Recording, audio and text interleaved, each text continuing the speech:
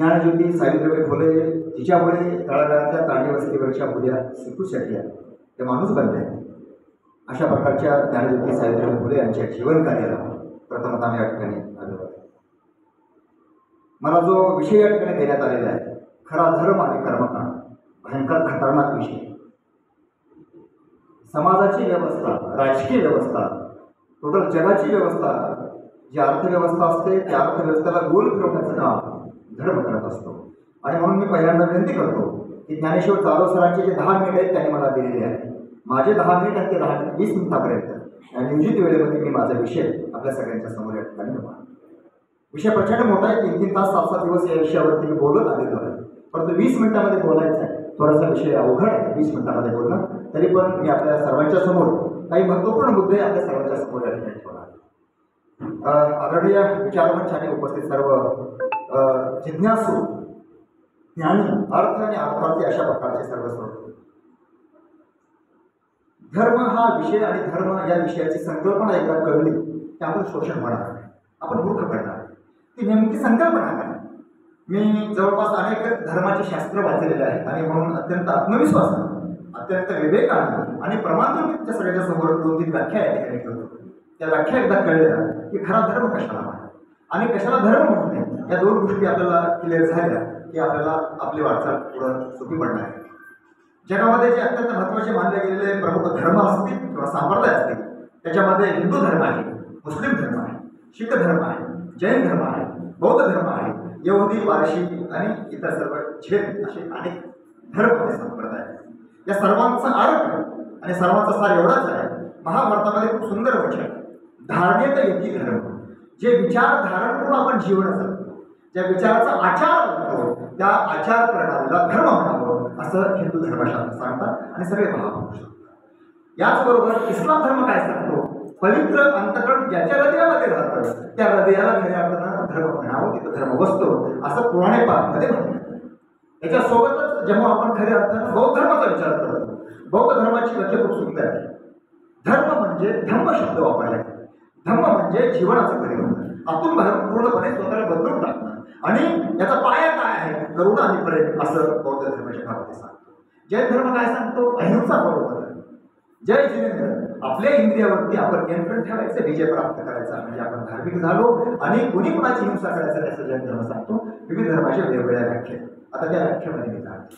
धर्म या संकल्पनेला पुढे घेऊन जात असताना सानेगुरुचा शब्द मला खूप प्रिय वाटतो. खरा तो एकच धर्म जगाला बरे मार्ग आहे. खूप सुंदर आधुनिक काळातली सानेगुरुची दिलेली व्याख्या.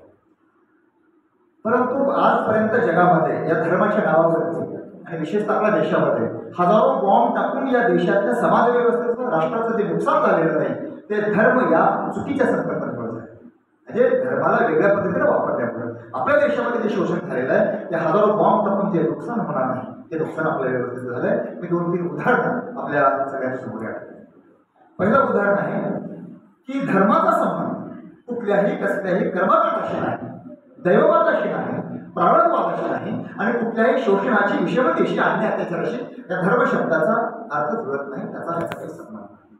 धर्माचा संबंध परोपकाराशी, दया, क्षमा, शांतीशी आहे, सद्भावनेशी आहे, सद्गतीशी आहे आणि खऱ्या अर्थानं धर्म हा मला माझ्या जीवनाच्या उन्नतीसाठी ताकद देत असतो, बळ देत असतो, विश्वास देत असतो आणि निर्भय बनत असतो. या दृष्टिकोनातून धर्माकडे बघितलं पाहिजे. परंतु गंमत अशी आहे की या धर्माच्या नावावरती, देवाच्या नावावरती पूर्वीच्या काळामध्ये, आजही आणि येणाऱ्या काळामध्ये जे शोषण केलं जाते त्याचे काही गमत आणि त्याचे काही सूत्र मी आपल्या सगळ्याच्या समोर या ठिकाणी ठेवतो. सगळ्यात महत्वाचं, कार्ल मार्क्स नावाचा महान तत्ववेत्ता असं म्हणाला की धर्म हे आपुची गुण आहे. धर्माचा संबंध जेव्हा गुंडांशी येतो, धर्माचा संबंध शोषण व्यवस्थेशी येतो, धर्माचा संबंध जेव्हा समाजातल्या कर्मकांडाशी, अंधश्रद्धेशी येतो, प्रारब्धवादाशी येतो, तेव्हा धर्म शोषण करायला सुरुवात करतो. धर्म माणसांना गुलाम करायला सुरुवात करतो आणि त्याचं शोषण करून काही लोक गब्बर बनतात आणि धर्माला आणि त्या व्यवस्थेला गुलाम करत असतात असं म्हणतो. कारण माझं हे म्हणणं एक बाजू आहे आणि अगदी चारवाकापासून बुद्धापर्यंत, महात्मा बसवेश्वरापासून नामदेवापर्यंत, ज्ञानेश्वर आणि तुकाराम आणि तुकडोजी महाराज गाडगेबाबापर्यंत आणि अलीकडच्या काळामध्ये सत्यपाल महाराजापर्यंत जी मंडळी आहे ती धर्माची सकारात्मक बाजू जगाच्या समोर मांडत असतात. आणि म्हणून ह्या सगळ्या बाजूला आपल्या सगळ्यांच्या समोर मांडत असताना मला सर्वांच्या भावतो तो कवी पत्तर पूजे हरी मिले तो मै पोचू पहा ताकी चाकी भरी पी शिकारायचा असा अजरामर अशा प्रकारचं वचन आणि दोहा कविराचा त्या विश्लेषणाने मी जात नाही, तुम्हाला समजलेलं असेल मी समजतो. मुंड मुंडाए हरी मिले सब कुछ ले मुंडाए बार बार मुंडते भेड नका त्याच्या मुंडन केल्याने तिरुपतीला जाऊन पूर्ण चंपी केल्याने देव मिळत नसतो, मोक्ष मिळत नसतं, पुण्य लागत नसतं. असं जर पुण्य लागणार असेल तर जे मेंढरू असतात त्याला 7, 8, 10 महिन्याला एकदा कटिंग केली जाते, त्याच्यापासून लोकर बनवलं जातं, त्याला जगामध्ये सर्वात पहिल्यांदा सोनं मिळायला हवाय, पुण्य मिळायला हवाय, त्याला खऱ्या अर्थानं मोक्ष मिळायला हवाय. परंतु असं जगामध्ये कधीही कुठेही होत नाही असं संत कविताजी सांगतात. असाध्य ते साध्य करी ते सायास कारण तुकाराम महाराज तिकडे असं सांगतात की या जगामधली कुठलीही असाध्यातली असाध्य गोष्ट जर साध्य करायचं असेल तर विद्यार्थ्यांनो साधना केली पाहिजे, अभ्यास केला पाहिजे. हे तत्वज्ञान तुकोबांचं जगाने शिकवलं. परंतु दुर्दैव या व्यवस्थेबद्दल आम्ही पंढरपूरमध्ये होतो, बालाजी जाधवसर त्या ठिकाणी होते, दिव्य ब्रह्मसर त्या ठिकाणी होते, कैकाडी महाराजच्या मठामध्ये आम्ही बसलेलो होतो आणि महाराष्ट्राच्या साधू संतांशी आमचं चिंतन चालू होतं. पलीकडे प्रदीप मिश्र नावाच्या एका खतरनाक माणसाचं प्रवचन चालू होतं. 7 दिवसाचे 1 कोटी रुपये घेतले. किती रुपये घेतले?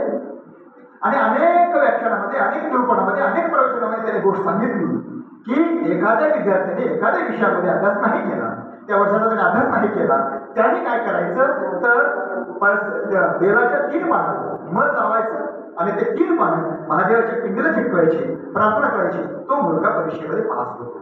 असं प्रचंड टीव्ही चॅनलवरती गाजलेलं प्रकार आहे. परंतु दुर्दैव असं आहे की आम्ही अशा घटना प्रसंगाकडे विवेकाच्या नजरेतून डोळसपणानं आणि खऱ्या अर्थानं सत्सद्विवेक बुद्धी जागृतून बघत नाही. त्याचा स्वतःचाच मुलगा 8वी नापास झाल्याचा पुरावा आमच्याकडे आहे.